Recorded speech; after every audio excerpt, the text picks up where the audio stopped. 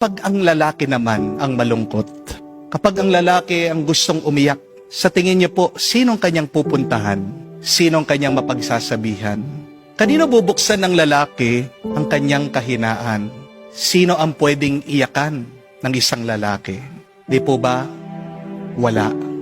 Kung gusto mong umiyak ang isang lalaki, painumin mo. Di po ba? Paglasing na, doon magsasalita yan. Doon sasabihin niya lahat ng tinatago niya sa kanyang kalooban.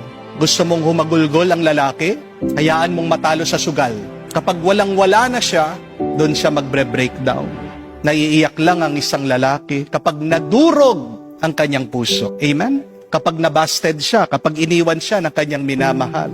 Kasi kadalasan, hindi ganon kadali para sa mga lalaki na maipakita nila ang kanilang lungkot. Bakit? Kasi pinalaki po kaming dapat malakas, matatag, at ang pag-iyak ay isang tanda ng kahinaan.